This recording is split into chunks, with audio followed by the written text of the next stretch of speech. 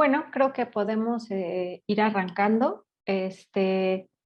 Buenas tardes a todas y todos. Es un gusto estar aquí reunidos nuevamente para otro seminario más de Intercinix, organizado por las comisiones de igualdad de género de los institutos de biología, biomédicas, matemáticas, ecología y nuestro Instituto Fisiología Celular. El día de hoy tenemos a la doctora Alba Vicente, que es un placer tenerla con nosotros. Disculpen el sonidito creo que suena cuando alguien pide entrar a la sesión, pero podemos dar lectura a la semblanza de la doctora. Muy bien, bueno, la doctora Alba Vicente es especialista en carófitas del Cretácico Superior y del Paleógeno. Se doctoró en la Universidad de Barcelona y se incorporó a la UNAM mediante una beca postdoctoral de la DEGAPA a principios de marzo del 2018. Su incorporación al Instituto de Geología de la UNAM supuso el inicio de una nueva línea de investigación de carófitas fósiles en México. Actualmente, ella es postdoctorante en el Centro Interdisciplinario de Ciencias Marinas del Instituto Politécnico Nacional. Tiene un total de 14 publicaciones indexadas, 5 publicaciones arbitradas y un libro divulgativo en la editorial Paidós. Además, ha participado en unos 30 resúmenes de congresos y numerosas charlas, tanto a nivel académico como de divulgación. Y estos logros han sido claves para ser considerada como revisora de varias revistas de mucho renombre, como son Cretaceous Research, Historical Biology, Journal of Systematic Paleontology, Review of Paleobotany and Palynology, entre otras revistas. Es miembro del Sistema Nacional de Investigadores, nivel 1, desde enero del 2019. Durante su estancia en la UNAM ha participado activamente en la CINIC del Instituto de Geología, además de participar en diferentes cursos de formación en cuestiones de género e igualdad, y al día de hoy es colaboradora de la Asociación Mujeres y Conservación en Hermosillo, Sonora, promoviendo el arduo trabajo de las mujeres en la conservación del medio natural. Y bueno, un poco en relación a esto es la charla del día de hoy que nos va a presentar, que lleva por título Trabajar en Ciencias de la Tierra desde una perspectiva de género es posible. Lo cual, bueno, me parece un tema apasionante y estoy muy emocionada de escuchar a la doctora Alba Vicente en la charla de hoy. Y bueno, como ustedes saben, esta charla, además de ser organizada por las diferentes CINICs, es especial ya que es alrededor de las actividades que se han desarrollado por el 8M. Entonces, pues es un gusto tener a Alba con nosotras y sin más introducción, te cedo el micrófono, Alba. Aquí estamos. Ay, muchísimas gracias por la presentación y bueno, por acogerme, ¿no?, hoy aquí en la charla esta. Como les han comentado, pues mientras voy cargando aquí la presentación, la idea principal pues era presentar un poco esta idea de si podemos trabajar desde una perspectiva de género en ciencias de la Tierra, pero vista desde una perspectiva personal, ¿no?, de mi experiencia a lo largo de mi corta carrera académica, ¿no?, por decirlo de alguna manera. Entonces va a ser una retrospectiva un poco de cómo he llegado yo hasta aquí y cómo se espera el futuro, ¿no?, cómo lo planteamos. Para empezar, pues eso, ¿no?, una pequeña retrospectiva, ¿no?, de dónde viene mi curiosidad por las ciencias de la Tierra, ¿no?, y sobre todo esa idea de si las vocaciones por las carreras científicas como las ciencias naturales o cualquier ciencia relacionada con el medio es vocacional o se nace con ello o se hace, ¿no? En este caso, pues he puesto una fotito de mi familia, ¿no? Somos una familia que nos gusta mucho la montaña y siempre hemos estado muy vinculados con la naturaleza, ¿no? Entonces, esa vocación, no sé si me surgió de chiquita o me surgió de la familia, ¿no? Una cuestión familiar. Y creo que eso es una cosa que nos pasa a muchos de las personas que trabajamos en ciencias, ¿no? Que hemos tenido un contacto con la naturaleza y con el medio pues estrecho, por decirlo de alguna manera, ¿no? Esta soy yo preacadémicamente, bien pequeña. La curiosidad que tengo hoy en día y que me ha llevado a hacer una carrera de academia, pues la tenía también de pequeña. No tenía miedos, me gustaba mucho jugar con la naturaleza en todos los sentidos. También era una persona que con un TDA sin diagnosticar, es decir, una niña muy movida, muy inquieta, con mucha energía. Entonces la solución perfecta para mis papás pues era soltarme en el cerro, ¿no? Y que gastara esa energía ahí, ¿no? Y creo que eso es un punto que me hizo mucho vincularme ahí, porque pues siempre he sido como muy independiente en el monte, ¿no? Por decirlo de alguna manera. ¿Qué me llamaba la atención de pequeña? Y esto es curioso porque hago una pequeña relación con el cine, porque a mí me gusta mucho el cine y siempre en casa hemos visto mucho, pero la importancia del cine en cómo se gestan esas vocaciones científicas, ¿no?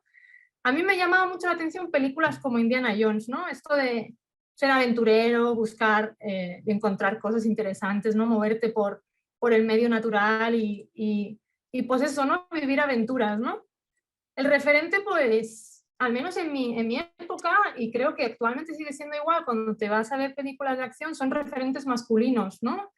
Siempre referentes masculinos, hombres habitualmente blancos, exitosos, aventureros, independientes, etcétera. El papel de la mujer, pues estaba muy restringido, ¿no? Este era, pues, uno de mis personajes favoritos cuando era pequeña, y pues era de las pocas mujeres que había en el film, ¿no? Y de las pocas que había, pues siempre son salvadas por el héroe, se acaban casando con él, tienen ese momento de debilidad por su pareja masculina, ¿no? Que en este caso pues es el protagonista, ¿no? Es el investigador, el potente, ¿no? Y pues yo no quería ser Marianne, yo quería ser Indiana Jones, ¿no? Es como, y me sabe mal decirlo, ¿no? Pero yo quería ser pues el Indiana Jones de turno, ¿no? La otra opción que tenía, si no era Marianne, pues era ser la villana, ¿no? O estás con el héroe, enamorada del héroe, o estás contra él, ¿no? Y este patrón es muy curioso porque en la primera película de Indiana Jones, en el 89, la villana es una mujer. En el 2008, en la última de Indiana Jones, 2008, ha pasado mucho tiempo, la villana sigue siendo una mujer, ¿no? Entonces, ese rol que yo absorbí desde pequeña, ¿no? De cómo debería ser mi papel en un campo así, pues siempre se ha mantenido mucho, ¿no? Luego llegó, que para mí me marcó mucho, porque he trabajado y trabajo en temas de paleontología, Jurassic Park, en el 93, yo tenía 8 añitos, me maravilló, me embelesó, por decirlo de alguna manera, ¿no?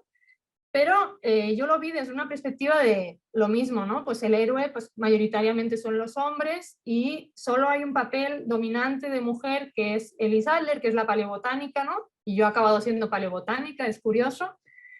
Y pues dentro de este film podríamos analizarlo, ¿no? Desde un punto de vista de si es feminista o no, ¿no? Y tenemos, hoy en día tienes ese test que se llama test de Bechdel, que analiza si una película es feminista o no. Y no es en función de cuánta gente o cuántas mujeres participan en el film, sino el papel de la mujer en el film, ¿no? Y es muy triste que solo requieres a 2 personajes femeninos en un film para considerarlo feminista. Solo 2 mujeres tienen que salir en el film, cosa bastante triste. Pero tienen que ser 2 mujeres con nombre propio que hablen entre ellas y que no hablen de cosas de hombres, ¿no? Que no hablen del protagonista, que no hablen del romance, ¿no? Sino que tengan una plática independiente, ¿no? De 2 mujeres que están pues, viviendo una realidad, ¿no? Y aparentemente Jurassic Park no cumple con esta test, exceptuando el hecho de que siempre se obvia un personaje muy relevante en la película, que es Lex Murphy, ¿no? Entonces, pues Jurassic Park es feminista, según el test de Bechdel, ¿no? Tenemos 2 personajes femeninos que tienen nombre propio y todo el mundo lo conoce, hablan entre ellas, hablan poco, en realidad hablan muy poco entre ellas en la película, pero no hablan de hombres, ¿no? En el film, pues viven algo que vivimos, creo, o he vivido yo y probablemente muchas mujeres de las que estamos aquí se han topado, ¿no? O sea, tienen un trato recibido diferente en función de la edad que tengan, ¿no? Incluso cuando eres mayor te infantilizan, ¿no? Como le hacen a Alex en toda la película, ¿no? Por género, ¿no? En la película hay un momento que dice, debería ir un hombre, ¿no?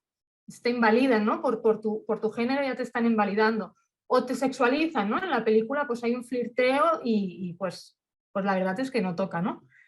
Luego dudan de las capacidades, ¿no? Están todo el día comprobando y constantemente probando sus habilidades, ¿no? Y esto creo que a todas nos resuena un poco en la cabeza, ¿no? Y luego la validación. La validación final no viene de ninguna de ellas, ¿no? Es hasta que el personaje masculino no dice ok, da igual lo que hayan dicho las demás, ¿no? Una de las frases tal vez que a mí me marcó más, bueno, aquí he puesto unos ejemplos en la película, ¿no? de estas situaciones, ¿no? De cómo pues los personajes femeninos están en la sombra todo el rato, ¿no? Y yo, vuelvo a repetir, tenía 8 añitos cuando la vi y una de las frases que más me marcó la he puesto aquí en un pequeño vídeo, que es una conversación que tienen los 3 protagonistas en el que Ian Malcolm dice este discurso al que le contesta Ellie, ¿no? Voy a poner play. God creates dinosaurs. God destroys dinosaurs. God creates man. Man destroys God. Man creates dinosaurs. Dinosaurs eat man. Woman inherits the earth.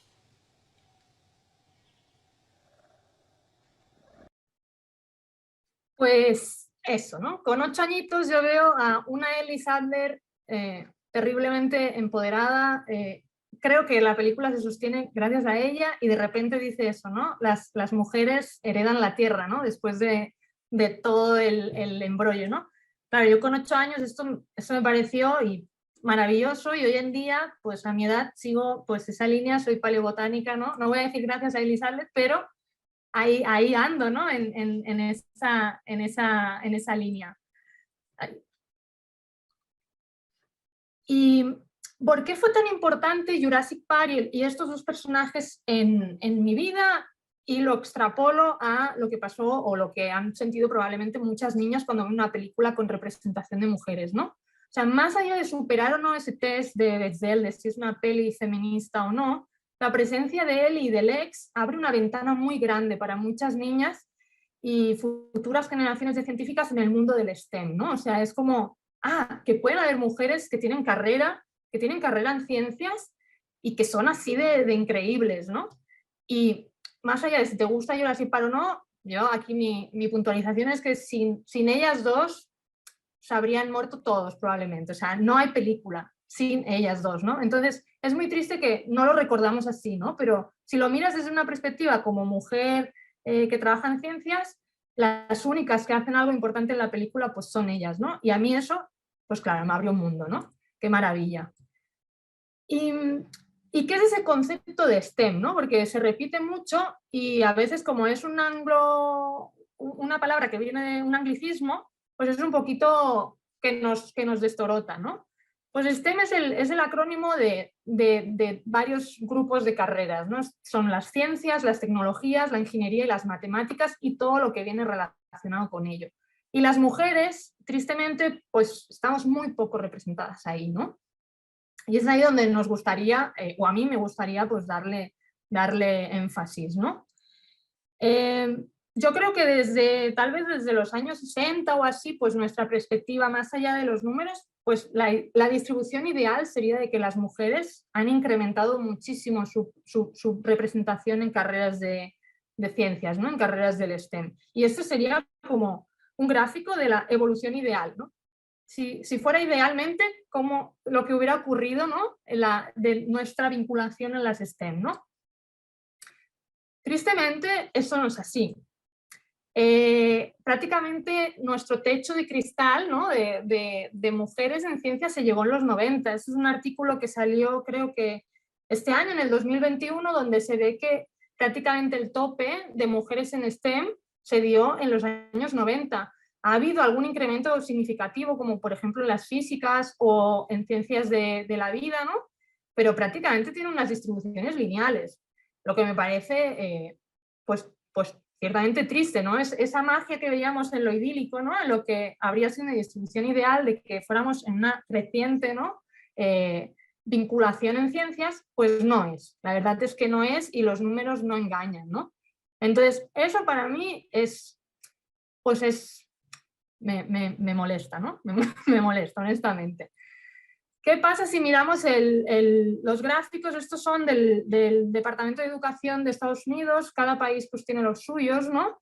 Yo pues no he hecho un hincapié muy grande en encontrar los datos de cada sitio, pero bueno, para ponerlo de ejemplo, estos serían todos los grados universitarios, por ejemplo, donde participan mujeres, que sería un 58%, es decir, está muy bien, la mitad, más de la mitad de las personas que entran en carreras universitarias son mujeres.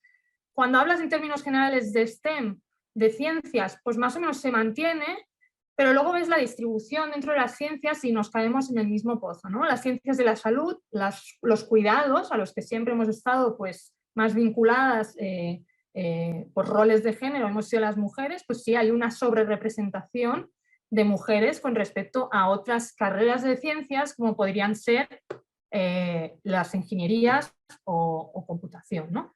Entonces aquí vemos que todavía ese sesgo a nivel de estudios universitarios es muy grande, ¿no? Y lo vemos en los grados universitarios, en las maestrías, en los doctorados y en los trabajos postdoctorales, ¿no? Todavía esa distinción tan grande se mantiene mucho, ¿no? Y a pesar de que aquí vemos un 53, está muy, muy bien, ¿no? Prácticamente pues en ciencias, aunque se reparte pues no equitativamente entre las ciencias, pero bueno, un 53 está muy bien. En el 2019 la representación en España era un 28%, no es ese 50 y algo. Y creo que actualmente ha subido a un 30 y algo, pero vamos, no estamos tan bien, ¿no? O sea, no estamos tan bien representadas. No he mirado el porcentaje en México porque no tengo los datos, pero estoy convencida de que tampoco no será muy diferente a esto que estamos viendo, ¿no? Entonces sí afecta, ¿no? O sea, los números en este artículo lo decía, y el título es muy, muy característico, los números no nos dan la razón, ¿no? O sea, por mucho que queramos pensar de que las mujeres están muy representadas en ciencia, pues no es verdad, no es verdad. O sea, aún nos falta mucho camino por recorrer, ¿no? Y creo que eso es importante que nos lo quedemos en la memoria, ¿no? Pero esto tal vez es lo que por eso lo vinculo un poquito a esas fotografías de chiquita y esa aventura de mi experiencia con Indiana Jones, etc. Ese sesgo de género en las carreras no empieza cuando entras en la universidad. De hecho, hay un artículo del 2017 de Science donde te dice que el sesgo de género empieza a los 5 años. A los 5 años ya empezamos a tener un sesgo de género en relación a que quién acabará estudiando carreras probablemente científicas y quién no. Y de hecho a los niños los consideran como brillantes, es esta línea azul, mientras que las niñas siempre van por debajo en un gráfico de brillantez teórica, ¿no? De si una persona es brillante o no. En cambio a las niñas se les destaca otra vez con esos roles de género, esos estereotipos como las nice, ¿no? Como las buenas, las que probablemente acabarán en cuidados o algo así, ¿no? Esos roles de género que nos creemos que están tan pasados de moda, pues están a día de hoy y los sufren desde los 5, 6, 7 añitos de edad. Y eso es lo que hablaba al principio de ese sesgo que yo tenía cuando veía Indiana Jones, ¿no? O sea, yo no tenía una representación, con lo cual yo no me pensaba que podía ser ese investigador brillante, ¿no? Y esto tan importante se le llama el Dream Gap, y por eso tenemos ese Día Internacional de las Niñas y las Mujeres y las Jóvenes en la Ciencia, porque el Dream Gap, esa brecha de género, empieza muy, muy joven, ¿no? Y es que desde esos 5, 6, 7 añitos de edad hasta que una persona ya está madurando un poco para tener una idea de si va a entrar en la universidad o no, es decir, cuando ya empiezas en la adolescencia, 15, 16 años, ese sesgo es muy grande. En España también un artículo que leí decía que solo el 16,3% de los adolescentes quiere entrar en una carrera de ciencias, pero es que de ese 16 solo el 4% son niñas, ¿no? Son adolescentes. Entonces vemos que ese Dream Gap que empieza a los 5, 6, 7 años se mantiene a los 15, 16 y como veíamos en esas gráficas de del bachelor, del grado universitario, posgrados, etcétera, se sigue manteniendo, ¿no? Y pues ese Dream Gap pues, es ese punto donde no deberíamos olvidarnos, ¿no? No hay que fallar ahí. Y estos resultados del Dream Gap pues, hacen que pues, en ciencias de inteligencia artificial hoy en día pues, haya solo 1 de cada 5 personas son mujeres, ¿no? Entonces ese gap es muy grande. O sea, que tengamos hoy en día en los puestos de trabajo una brecha tan grande de género es porque de niños la tenemos también, ¿no? Entonces, pues del Dream Gap se lleva hablando mucho. Y eso es una campaña de Mattel, por ejemplo, que hizo un rebranding muy grande, es la compañía que controla Barbie, en el 2018 hizo un rebranding, es decir, modificó su campaña publicitaria para hablar del Dream Gap, ¿no? Y voy a poner el anuncio, no sé si lo han visto, pero creo que es muy bonito y vale mucho la pena, ¿no? A ver si puedo ponerlo. Ahí. Espera, le voy a dar al play aquí. A ver si puedo. No sé por qué no me está dejando.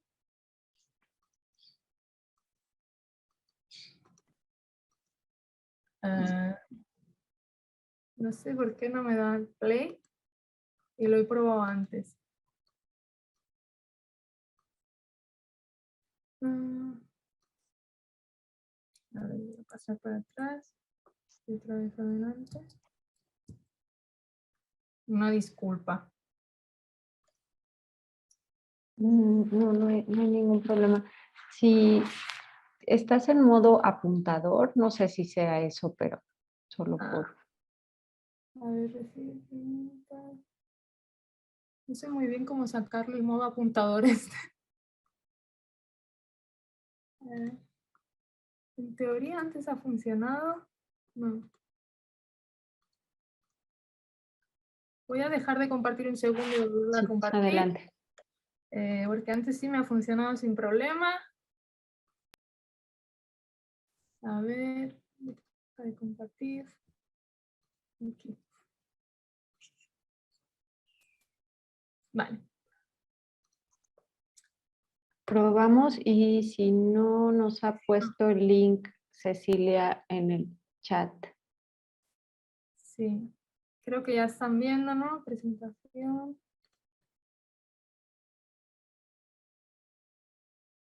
Ahora.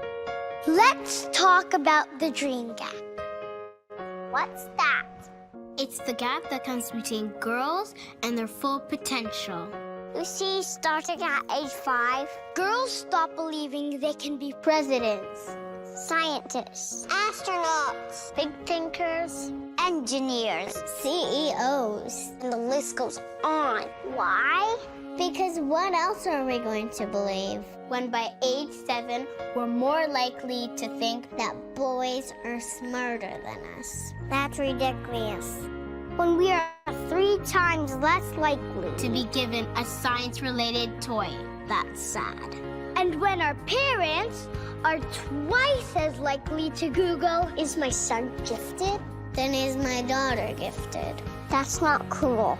We need to see brilliant women being brilliant and see how they got to where they are. To imagine ourselves doing what they do. But we can't do it alone. Mums, dads, brothers, and bosses. We need all of you to help. We need to close the dream gap. It's up to all of us.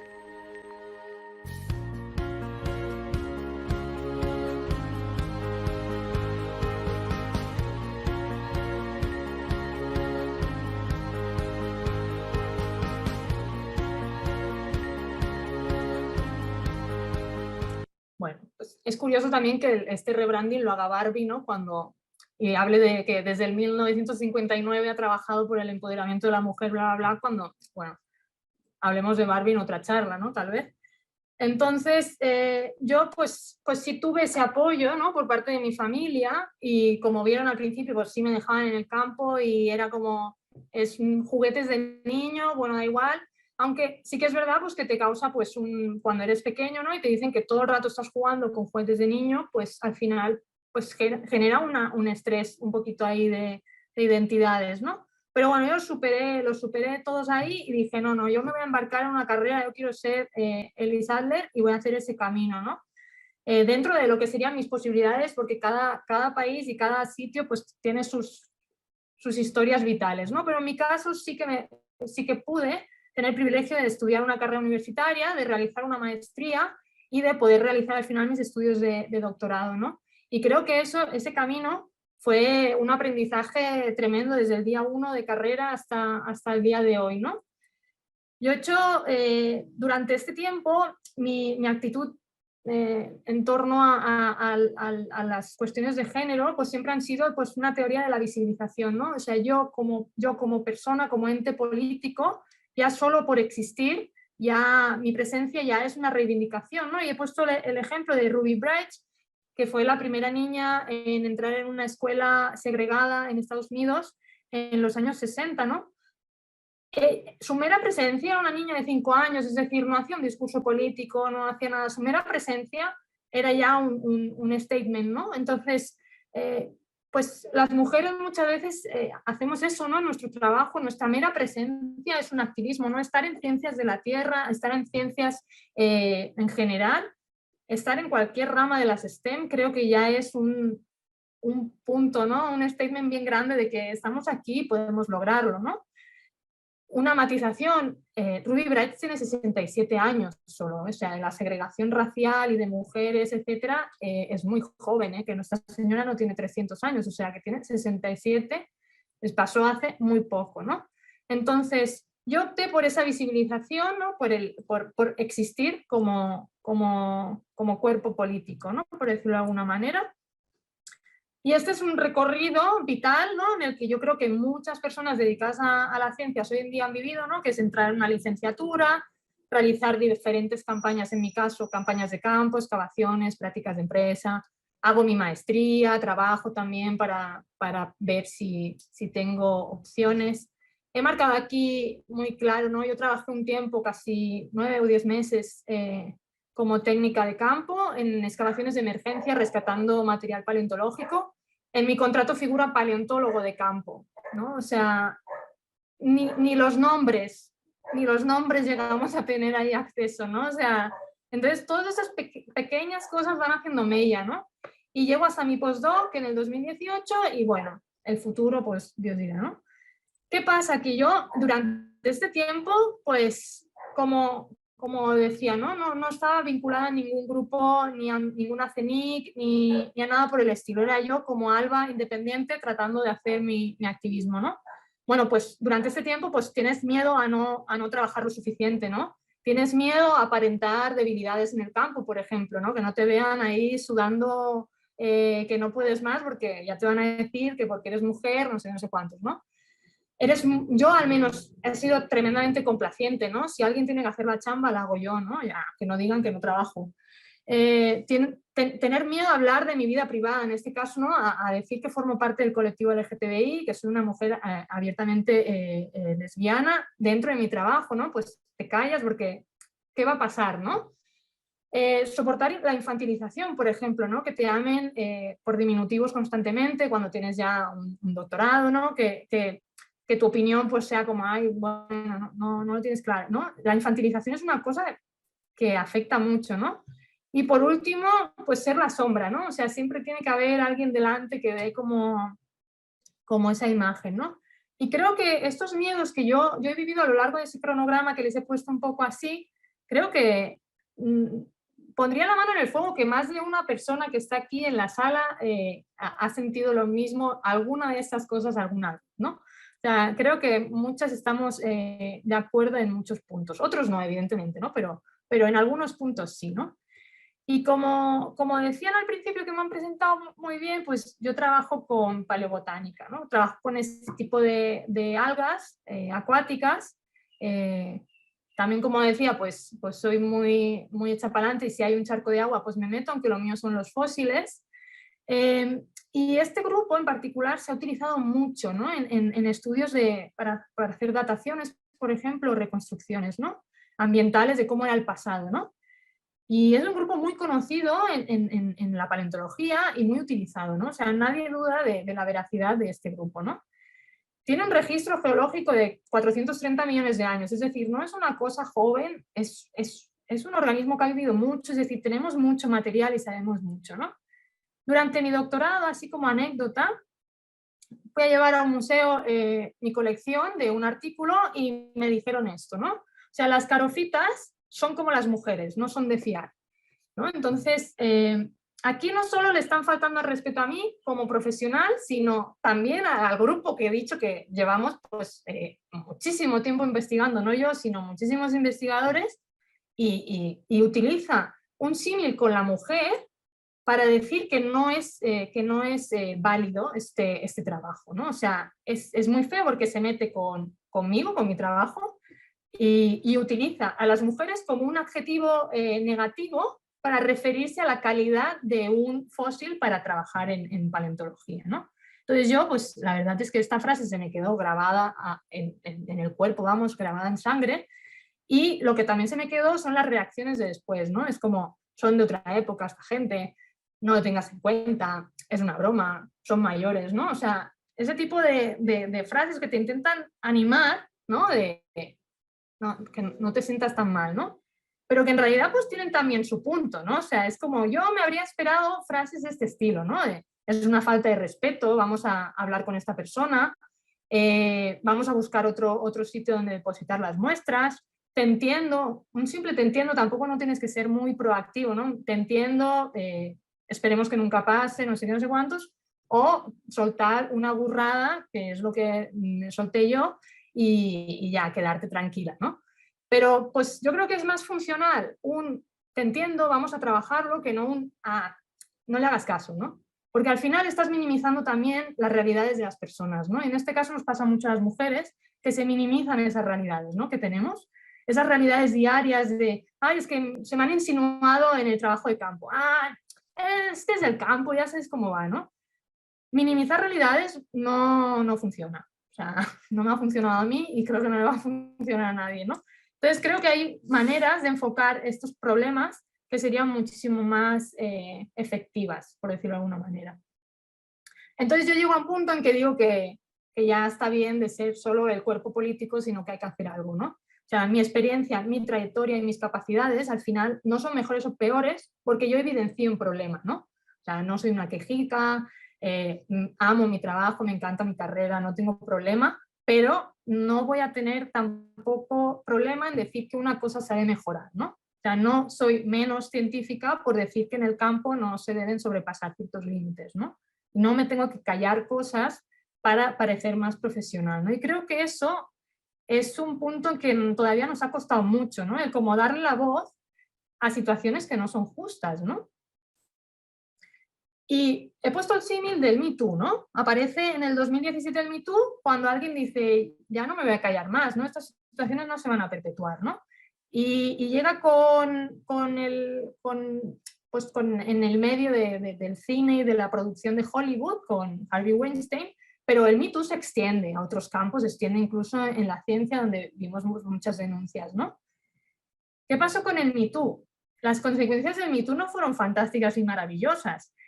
Poco después del Me Too, en Wall Street no se convocaban reuniones a las mujeres, no se les requería su presencia en cenas o eventos de empresa e incluso disminuyó su contratación, ¿no? Esto es un artículo, aquí pueden ver el artículo y además está derivado al artículo original donde se analizaba todo, ¿no? Es decir, el Me Too pues, tuvo unas consecuencias que no nos funcionaron muy bien, ¿no? Incluso en el artículo hacen una frase que me parece muy interesante, que es si nuestros colegas científicos y tecnólogos también van a dejar de querer viajar con nosotras cuando vamos al campo o a congresos, van a dejar de quererse reunir con nosotras, ¿no? Es como, ¿qué va a pasar después de esto, no? Y creo que no es raro que nadie haya escuchado la frase de es que ya no se puede decir nada, ¿no? Por ejemplo, ¿no? Entonces, pues esas son consecuencias de un Me Too, de ese yo también diciendo, ya está bien, o sea, no voy a tolerarlo, punto, ¿no? Y la consecuencia es, ya no se puede decir nada, es que, ¿cómo sois, no? Entonces, hay una cosa que me enoja en general, que es como, pues he puesto aquí 3 puntos, ¿no? Que es la falacia anecdótica, ¿no? En plan, partimos de observaciones anecdóticas para decir una conclusión, es decir, mi experiencia como norma, ¿no? Ah, no, es que yo voy al campo y me porto genial. Muy bien, ¿no? O sea, es como tiene que hacerse. Entonces, las observaciones o las falacias anecdóticas no sirven, ¿no? Es que a mí me ha ido súper bien la carrera como mujer científica, he tenido hijos, lo he hecho todo y me ha ido genial. Bueno, está muy bien, ¿no? Pero eso no impide que sigamos trabajando en ello, ¿no? Argumentos, yo he puesto neoliberales porque es lo que más se me acerca, el si quieres puedes, ¿no? El venga, tú puedes, ¿no? Sin considerar que hay una interseccionalidad tremenda que rodea a la mujer, por ejemplo, a nivel socioeconómico, de clase, étnico-racial, sexo-genérico, sexo-afectivo, todas esas intersecciones que hacen que una mujer tenga barreras para conseguir entrar en una carrera del STEM, ¿no? Y el si quieres puedes, no funciona, ¿no? Y luego entender que lo personal, ¿no? que la desigualdad o tu historia personal un poco relacionada a esa falacia anecdótica es diferente a lo estructural, ¿no? Y estamos hablando de que la desigualdad de género es un sistema, es sistémica, es un sistema estructurado, ¿no? O sea, no es una cosa particular que te pase a ti, es todo el sistema como gira, ¿no? Y por eso creo que está muy bien todas estas campañas que están llevando, por ejemplo, desde la UNAM, con las comisiones, etcétera, para hacer ese salto, ¿no? De ese cuerpo político que soy yo a un cambio estructural, que es lo que debemos hacer, ¿no? Entonces yo, cuando tomé esa decisión, pues me involucré más, ¿no? Era ya el momento de no solo hacerme visible como Alba mujer, Alba científica, Alba paleontóloga, sino hacerme visible institucionalmente. Es decir, participando en los cursos organizados por la UNAM de persona orientadora, en los que yo fui voluntaria, o sea, no era nada vinculante, no fui persona orientadora, pero yo quería aprender, ¿no? Y dije, voy a aprender lo que ocurre en el sistema, ¿no? Luego me uní a las comisiones del Instituto de Geología y me decidí a unirme como colaboradora en una asociación pues, de divulgación pues, más en ámbito privado, ¿no? Personal. Y creo que eso es una actividad que ya trata de hacer ese salto, ¿no? De lo personal a lo estructural, ¿no? Sobre todo teniendo en cuenta estas dos grandes, ¿no? Que son desde la UNAM o, por ejemplo, desde las comisiones internas, ¿no? Nosotros en la comisión del Instituto de Geología hicimos varias actividades muy interesantes, por ejemplo esta del 8M del año pasado, para visibilizar pues, problemáticas. Esta nos costó un poco hacerla porque es como un tendedero, pero hecho por la universidad, ¿no? Y pues nos costó un poco a nivel de cómo gestionar todo esto, ¿no? Pero queríamos darle voz a las compañeras y sobre todo obviar ese momento pues optimista, que está súper bien, ¿no? De, no, me va genial en ciencias, ¿no? Sino vale, a todas nos encanta nuestro trabajo, pero si no visibilizamos el problema, si no visibilizamos esas cuestiones negativas, pues va a ser muy difícil que las podemos abarcar, ¿no? Y creo que ese es el punto de equilibrio que tenemos que conseguir, por ejemplo, en las reivindicaciones, que no son festividades, sino en las reivindicaciones del 8M, ¿no? De ser positivas cuando hay que serlo, pero también ser duras cuando tenemos que serlo, ¿no? Y criticar lo que se ha de corregir, ¿no? Esta fue una actividad que a mí me gustó y no me gustó en partes iguales, ¿no? O sea, fue difícil. También, pues, de manera amena, pues se recomiendan películas. Quieres o no, el cine, como a mí me afectó de pequeña, afecta mucho actualmente, ¿no? Y hay películas que enseñan mucho, ¿no? También hicimos cursos. Y este curso, por ejemplo, de hostigamiento sexual y acoso sexual para la sensibilización, creo que a mí me gustó muchísimo hacerlo.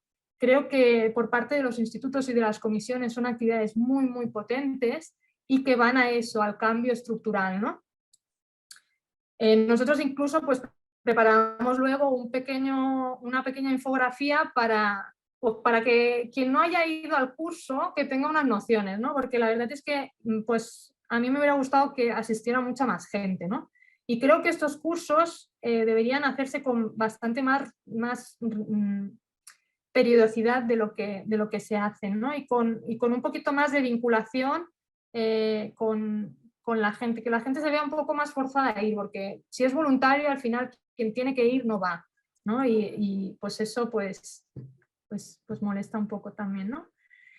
Y ya cerrando un poco, pues me metí ya a nivel de divulgación personal, ¿no? Estas son mis compañeras de la Asociación Mujeres y Conservación de aquí de Hermosillo. Son todas increíblemente activas y muy buenas en su campo. Creo que todas son biólogas del grupo Núcleo que están aquí. Lara, Cecilia, Estefanía, Mirna y Nora.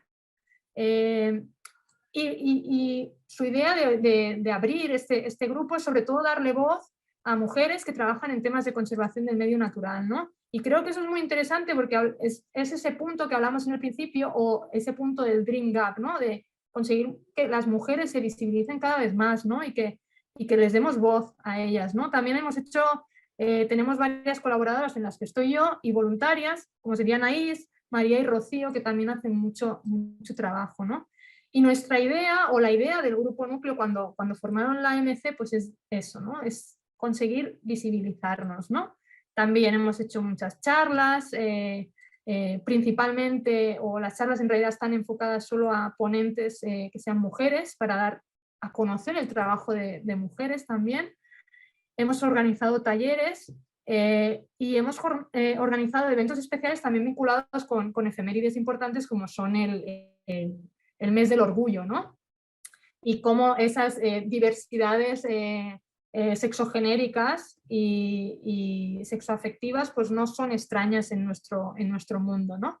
Entonces creo que darle voz a muchas mujeres científicas está siendo una manera muy amena y divulgativa de trabajar con este tema, ¿no? También tenemos un diario, una libreta de campo donde cada una puede exponer sus aventuras, ¿no? Y creo que una de las cosas ya para cerrar la charla es, también proviene de una actividad de la asociación, y es tener un directorio donde conectar a diferentes mujeres, ¿no? Dedicadas a las ciencias y sobre todo a las ciencias de la conservación. En este caso es principalmente pues Latinoamérica donde se encuentra, pero es una red, actualmente creo que son alrededor de 80 mujeres que intercambian muchísimo al día sobre sus trabajos, sobre dudas, sobre problemas en, oye, tengo este proyecto y no sé qué hacer.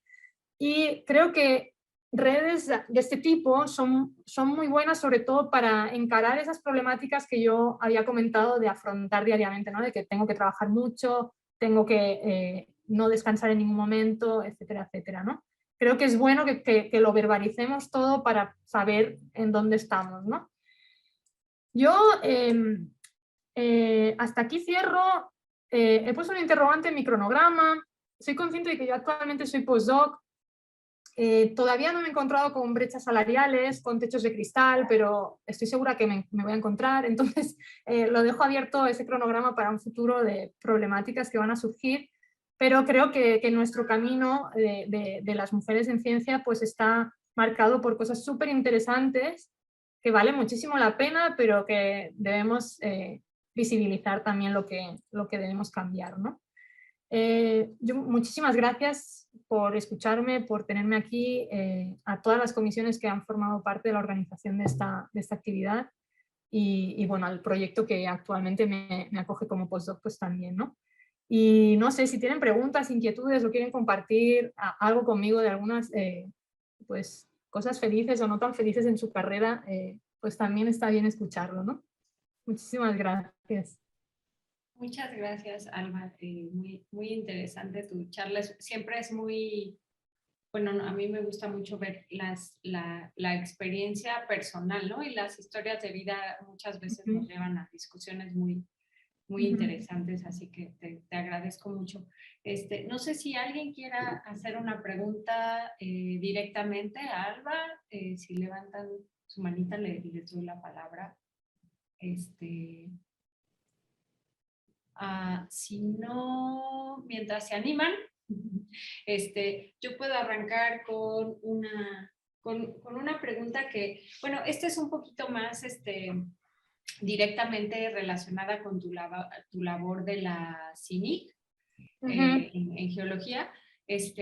nosotros como, bueno, como CINIC de fisiología, hemos encontrado, bueno, estamos pensando y buscando estrategias y hemos encontrado ciertas limitaciones en poder proponer políticas institucionales de género más concretas, ¿no? Que a la hora de querer llevar a cabo acciones un poco más generales, ¿no? O sea, del tipo que sea obligatorio tomar un curso, etcétera, etcétera, nos topamos con muchas trabas. En tu experiencia en la CINIC de Geología, quería preguntarte si han tenido alguna experiencia en relación a fomentar alguna política institucional. Pues sí, perdón. Sí, nosotros nos encontramos con lo mismo. Yo ya no formo parte de la CINIC porque ya no estoy ahí en la UNAM, pero cuando organizamos esta actividad, por ejemplo, de cursos, pues no se puede poner como obligatorio, al menos por el momento, o a no ser que desde la dirección del centro decidan algo lo contrario. Pero hasta donde nosotros llegamos no se puede poner como obligatoriedad este tipo de cursos, ¿no? Entonces, pues sí que te quedas a veces un poco con el sabor de boca un poco amargo, ¿no? De que preparas cursos que podrían funcionar muy bien, pero muchas veces no se presenta todo el personal, ¿no? Que estaría, pues al que estaría sobre todo enfocado, ¿no? Este tipo de material, de que les llegue conocimiento de estas cosas, ¿no?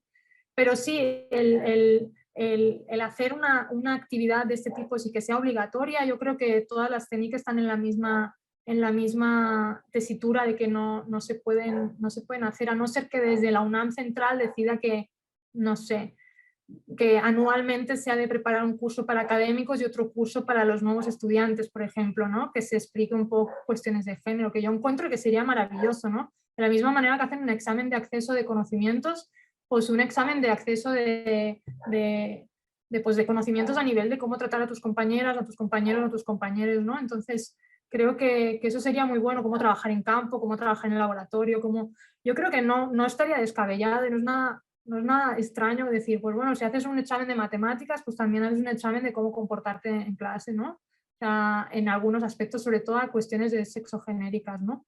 Creo que podría ser muy interesante y no es para nada malo. Yo creo que hay gente a veces se asusta, ¿no? Hay que hacer un curso de hostigamiento. Pues bueno, pues si hay hostigamiento, pues se tendrá que trabajar, ¿no? O sea, esconderlo debajo del tapete, pues no sirve, ¿no? Entonces, pues sí creo que hay mucho miedo en general a ciertas cosas, pero sí a mí me parecería muy interesante que si se pudiera, ¿no? Al menos que llegara a todos los académicos, ¿no? No solo a los voluntarios, porque al final sabes que los voluntarios pues ya tienen voluntad en cierto aspecto a hacer cambios, ¿no? Sí, así es. Muchas gracias. Bueno, hay un par de manitas levantadas. Estaba Cecilia Rosen primero y después Enriquena. Gracias, Mayra. Hola, Alba. Te estaba preguntando ahí en el chat, en el tendedero de testimonios que hicieron. Sí. ¿Cuál fue la estrategia para recolectar los testimonios? ¿Tenían alguna especie de metodología para, no sé, para clasificar, para incluso el diseño no sé si ya hayan diseñado algún cuestionario, etcétera, lo que nos puedas compartir? Gracias. Sí, pues mira, la actividad que hicimos, nosotros primero hablamos con algunas estudiantes, representantes de las estudiantes, también entre nosotras, ¿no? De cómo gestionar esto, porque pues primero has de jugar con material totalmente anónimo, ¿no? No puede haber ningún tipo de vinculación para evitar problemas, ¿no? Entonces lo hicimos a través de pasar y de colgar en nuestras redes y por correo, pasar la liga a un Google Forms, donde no quedaba registrado el nombre de nadie, era una encuesta donde salía respuestas y ya está, ¿no? Entonces, a través de eso, trabajando con el anonimato, nosotros pues seleccionamos, pues creo que todas las que nos llegaron, porque no fueron tantas, hicimos 2 pantallas, como la que han visto, esa era la página 2, pero teníamos dos llenas de testimonios, ¿no? De compañeras, de estudiantes, de situaciones que habían vivido a lo largo de su carrera y sobre todo a lo largo de la estancia. No fue una actividad sencilla, sobre todo por el hecho de que pues teníamos que trabajar con ese anonimato tanto de las personas que nos envían información como pues tratar de avisar de que no es un tendedero como tal, es solo evidenciar una situación, no es un sitio de denuncia sobre todo. Los sitios de denuncia son las personas orientadoras contra la violencia de género o en todo caso irse a la abogacía directamente a los servicios de la UNAM, ¿no? Nosotros solo queríamos evidenciar situaciones. Eso es una cosa que sí ha de quedar muy claro porque pues no puedes recibir, las comisiones no pueden recibir denuncias de ningún tipo, ¿no? Entonces son solo divulgativas, por decirlo de alguna manera, ¿no? Entonces tu papel es muy claro ahí, ¿no? Entonces, pues sobre todo dejando muy claro en el Google Forms, ¿no? De que es solo pues para exponer esas vivencias, ¿no? Como las que he puesto yo, ¿no? Pues me daba miedo salir del armario, ¿no? En un trabajo, pues bueno, pues lo digo, lo he puesto aquí en la charla, ¿no? Pero no digo, tal día, tal persona me dijo, o sea, ¿sabes? O sea, hay el equilibrio, ¿no? Entre una cosa divulgativa, de evidenciar una problemática, es muy diferente a hacer una denuncia, ¿no? Y pues sobre todo tener muy claros, yo entiendo que aquí hay que dejar muy claro siempre en todos los centros cuál es el mecanismo de denuncia, ¿no? De ser muy incisivo en el hecho de que hay un mecanismo para denunciar desde la persona orientadora hasta los centros de denuncia de la UNAM, ¿no? Creo que eso ha de ser muy claro, ¿no? Porque el papel de la CENIC al final pues es de divulgación prácticamente, ¿no? Es acercar el conocimiento, ¿no? Y ahí es donde estaba la dificultad, ¿no? Encontrar ese equilibrio entre visibilizar un problema, pero no denunciar como tal, ¿no? Una situación. O sea, no sé si me explico ahí. Sí, muchas gracias. De nada. Muy bien. Enriquena. Hola, ¿qué Sí, tal? correcto. Hola, ¿qué tal, Alba? Muy bien. Bueno, primero, obviamente me identifico con varias de las partes que comentaste. Yo he tenido la fortuna, pues, de verte, ¿no? En tus inicios en geología. Y algo que me ha gustado mucho, porque pues surge aquí, yo estoy en Sonora también, es lo de la red que formaron de Mujeres y Conservación.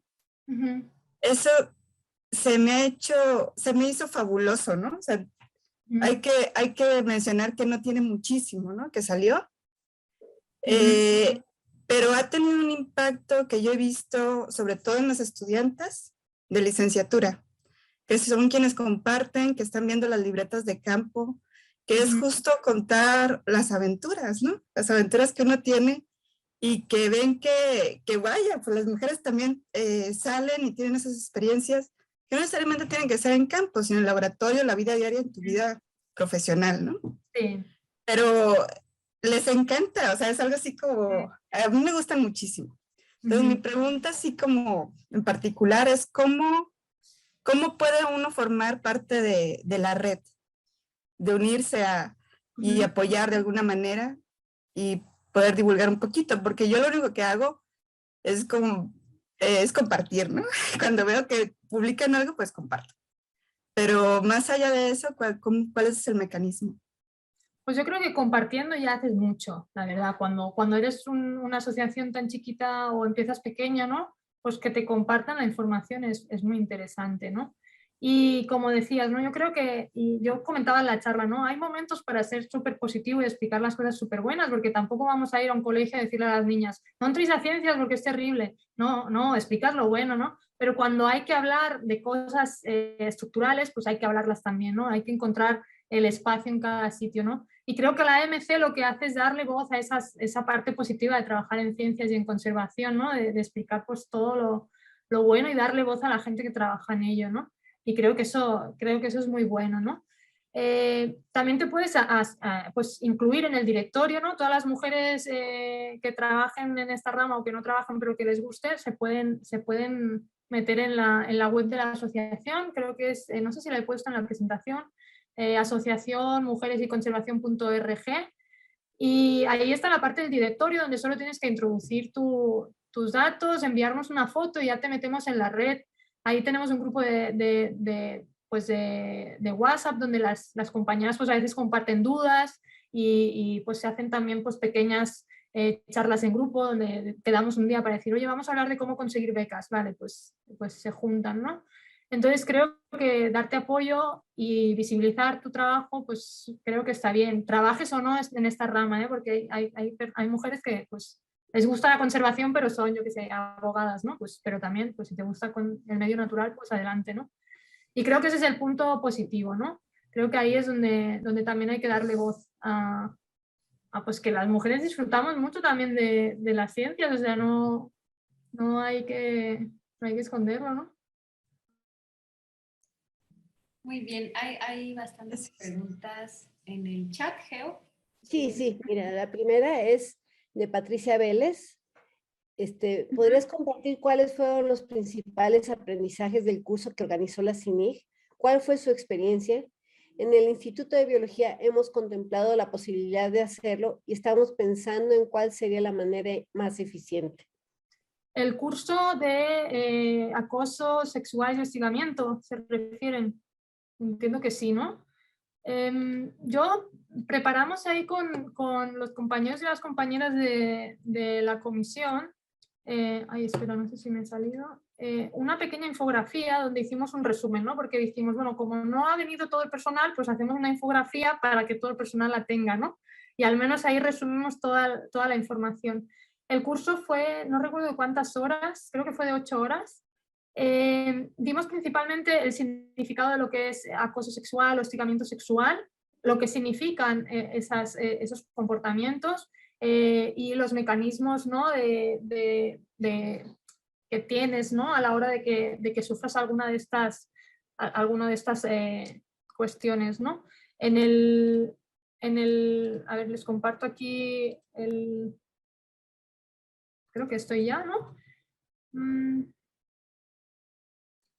Entonces preparamos esta pequeña infografía, ¿no? Donde principalmente pues poníamos los puntos más claves, ¿no? Que es como que no conozcas la ley, pues no te exime de ella, entonces pues no puedes decir, es que yo no sabía que estaba mal hacer esto. Lo que significa igualdad de género, igualdad en los diferentes aspectos, lo que significa eso, hostigamiento sexual y acoso sexual, y sobre todo lo que decía, cómo actuar en una situación, en uno de estos casos, ¿no? Creo que es importante que desde los centros se informe de cuál es esa ruta para realizar una denuncia en caso de que sufras hostigamiento o acoso sexual dentro de las instalaciones, ¿no? Entonces yo creo que ese fue el principal punto.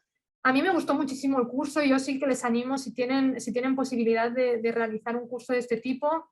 La verdad es que a mí me gustó mucho, aprendimos muchísimo y creo que es bueno pues tener ese run en la cabeza, ¿no? de la teoría, ¿no? Un poquito. Y sobre todo ese camino a la denuncia, ¿no? Porque creo que es importante enseñar mucho y enfatizar mucho cuáles son los caminos a las denuncias y que las denuncias son posibles, ¿no? Creo que eso es un punto muy importante. Sí, claro. Ahora otra pregunta de Laura Espinosa. Muchas gracias, Salva. Me identifico mucho con tus miedos y a los que te has enfrentado y a lo que te has enfrentado. Esta es mi pregunta. ¿Cómo has logrado hacer compatible esta trayectoria para la igualdad y la no violencia que implica mucho trabajo y tiempo con tu carrera académica? Pues te diría durmiendo poco, pero no sé. Es que es complicado hasta cierto punto. En realidad, pues las comisiones son varias personas, entonces no es un trabajo que te lo tires a la espalda tú misma. Sí que es verdad que yo viví un proceso, como he comentado, no empecé con ese activismo más institucional, más estructural hasta prácticamente mi postdoc. Antes yo hacía mi política, como decía, ¿no? Como persona LGTBI, mujer en ciencia que va sola al campo, ¿no? Y eso hacía ya mucha política en sí, ¿no? En muchos aspectos. Institucionalmente, como digo, a nivel de ya meterle a la estructura de esta desigualdad sistémica, no me metí hasta el postdoc, porque también lo vi muy complicado. El doctorado requiere toda tu tu existencia, aunque conozco amigas y compañeras que sí que lo han logrado combinar bien, ¿no? Entonces, pues depende mucho cómo te lo gestiones y dónde te quieras meter. Evidentemente no puedes estar al 100% haciendo académica y al 100% haciendo una vida de reivindicación, ¿no? Pero a veces puedes buscar un equilibrio. Y participar en las comisiones, ¿no? Yo creo que a mí me vino súper bien, o sea, me gustó mucho participar y la verdad es que aprendes mucho y creo que fue una aventura muy, muy chida. Pero sí, a veces hay que buscar un equilibrio, ¿no? 100% de una y 100% de la otra, yo creo que, pues bueno, habrá gente que lo hace, ¿no? Pero yo no me vi capaz. Y también mis miedos, esos miedos que decía, también me frenaban bastante, ¿no? A meterme a una reivindicación más política y más institucional, ¿no? Era como, pues, calladita, ¿no? Y un profile bajo, ¿no? Porque yo misma ya, pues, creo que ya llamaba suficiente la atención como para meterme encima a hacer una política súper activa, ¿no? Pero depende mucho de los perfiles de la gente, ¿no? Y del centro donde estás, etc.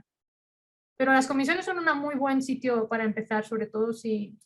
Yo esa opción no la tenía en Barcelona, entonces me gustó mucho cuando llegué aquí. Creo que es una muy buena iniciativa. Perfecto. Sí, es de la doctora Gloria Soberón. Muchas gracias por su plática, doctora Vicente. Y hay unas preguntas también en YouTube. A ver, te las voy a leer. De Tamara Rosenbaum puso una cita. Well-behaved women seldom make history. De Laurel Thatcher Ulrich. Es y sí, ¿verdad? Y luego de Cecilia Aguilar Morales, excelente charla, Alba. Gracias. De Pilar Navas Parejo, muchas felicidades y gracias. Quiero aprovechar tu frescura para preguntarte si tienes alguna idea de cómo vencer la apatía reinante en la comunidad científica en concientización en temas de género. ¿Cómo la apatía? Sí. Es que la apatía es lo que hablábamos, ¿no? Es complicado cuando preparas cursos, talleres, charlas y siempre van las mismas personas, ¿no? Como que cuesta jalar a gente, ¿no? Y eso nos pasó mucho, creo que es un mal extendido en las comisiones, ¿no? De que pues pones mucho esfuerzo y va menos gente de la que, pues no voy a decir de la que debería, pero aquí entre nos, ¿no? Pero sí es complicado como tratar de jalar gente. Creo que utilizar, a veces lo hablábamos mucho en la comisión, el hecho de ser muy imperativo no funciona. Cuando obligas a la gente es complicado de que alguien se te acerque. Entonces, pues la manera, pues a veces más amable, más didáctica, más jovial, puede ser una manera más de traer. Pero evidentemente yo creo que como que sería como un debate aparte de realizar entre las diversas CENIC de cómo jalar más gente a las actividades, ¿no? Porque yo no, pues es una pregunta que también me hago yo, ¿no? ¿Cómo conseguir eliminar esa apatía, ¿no? Es cierto. Tienes otras dos más. Una de Georgina González Reveles Guerrero. Muchas felicidades, me encantó tu presentación. Una duda, ¿tú ves que este techo de cristal sea más grande en Iberoamérica con respecto a otras regiones del mundo? Pues sí, no. Te diría que depende mucho socioculturalmente de cómo se haya forjado ese país, ¿no? Yo buscando estos datos, pues en España de todos los catedráticos y catedráticas que hay, solo el 2,4 son mujeres. 2,4 es irrisorio, ¿no? Entonces, pues estoy segura de que en ciertos países donde la brecha de género es menor en muchos aspectos, probablemente este techo de cristal es diferente, ¿no? Pero techo de cristal y pay gap, o sea, una brecha salarial y un techo de cristal, es un mal súper extendido. Pero evidentemente en los países que tienen menos desigualdad a nivel de sexogenérica, etcétera, pues probablemente esa brecha de cristal, ese techo de cristal no es tan marcado. Pero vamos, yo creo que es un mal súper extendido, ¿no? O sea, lo ves en muchos países de que las grandes compañías no tienen representación prácticamente femenina y cuando la tienen, pues muchas veces usan ese discurso neoliberal de si quieres puedes, ¿no? Y pues muy bien señora, pero, o sea, no sé. Entonces creo que es complicado y sí que está muy extendido y que pues no te sabría decir si, no creo que sea exclusivo de Iberoamérica porque no, esto se ve en muchos sitios. Como decía, o sea, la desigualdad es sistémica, es un sistema, o sea, es una cuestión estructural. Entonces no, pues en algunos sitios será más marcado que en otros, pero ahí está. ¿Tienes otra pregunta más de Georgina? Con Ujú. base a tu experiencia, ¿cómo podemos responder a la infantilización en el medio académico? Es una guerra, pero yo creo que pues las cosas se han de decir, ¿no? Por eso decía que el profile bajo, el low profile, al final llega a un punto en que no existe. Y no, yo no me quiero buscar enemigos, ni mucho menos, pero si alguien te dice, en mi caso, Albita, le dices, por favor, no me llames Albita y menos delante de alumnos, ¿no? O sea, ya intentas ahí frenarlo. Creo que se ha de comunicar desde tu persona y desde la institución. Por eso decía que es una cosa diferencia lo personal de lo estructural. O sea, las propias instituciones tienen que decir, no puede ser que infantilicemos a nuestras doctoras, ¿sabes? O sea, y mucho menos delante de alumnos, por ejemplo, ¿no? Entonces no, o no delante de alumnos, a mí me molesta hasta en mi despacho, digo, ¿no? Porque a todo el mundo le llamas por su nombre y a mí me llamas Albita. O sea, no me ha llamado Albita a nadie. Entonces, claro, pues creo que lo principal es, sin buscarte un mayor conflicto, es evidenciar una cosa, ¿no? Oye, esto no me gusta, por favor, te pediría que no lo hagas, ¿no? Creo que es... Y creo que ese discurso de esto no me gusta, por favor no lo hagas, creo que lo deberíamos usar más y extenderlo más en ciertas situaciones, ¿no? Porque tendemos a eso, ¿no? A hacernos el low profile para que no nos llamen, es que se queja mucho, es que no le gusta el trabajo, es que no sé qué. Entonces nos vamos callando en muchas cosas. Por eso decía, o sea, al final todas tenemos una voz y no me gusta menos hacer ciencia porque diga, oiga, por favor, si estamos delante de un congreso o lo que sea, pues si a todo el mundo le llama doctor no sé qué, a mí no me diga Albita, me llama doctora Vicente y se acabó el problema. O sea, no, es con cariño, bueno, pues con cariño lo guardamos fuera de trabajo, ¿no? Entonces, esas cosas hay que marcarlas muy, muy de entrada. Y te van a hacer caso a veces y otras veces no. Porque yo me he encontrado veces que no. Pero yo ya lo he dicho, ya lo he verbalizado y he dicho, por favor, no me gusta. Y si luego no quieren hacerle caso, pues bueno, ya no puedo hacer más, ¿no? Pero creo que visibilizar y verbalizar las cosas es un paso muy importante, ¿no? Y debemos ya empezar a perderle miedo a decir, por favor, no lo hagas. Ya son todas las preguntas. Muchas gracias. Sí. Pues muy bien. Aquí un comentario estoy viendo. Muy cierto, a mi hija que es doctora le dicen señorita y el enfermero le dicen doctor. Sí. Irma Reyes. Sí, creo que esa es una experiencia que tenemos todas, ¿no? Esta cosa del el doctor XYZ, Mayra. Sí. Sí, eso pasa. Creo que estaría, a lo mejor en otra ocasión también nos podemos juntar solo a compartir esas experiencias, ¿no? Y creo que lo que dices de enunciar que por favor no se haga, o sea, aprender a decir las cosas es de lo primero, ¿no? Igual, si uno está en comités en donde eres la única mujer en el comité y hay comentarios inapropiados, animarse a decir que esos comentarios son inapropiados. Muchas veces, como dices, es como algo que se piensa y se discute entre mujeres después, pero hay que animarse a decirlo en el momento, ¿no? Por ejemplo.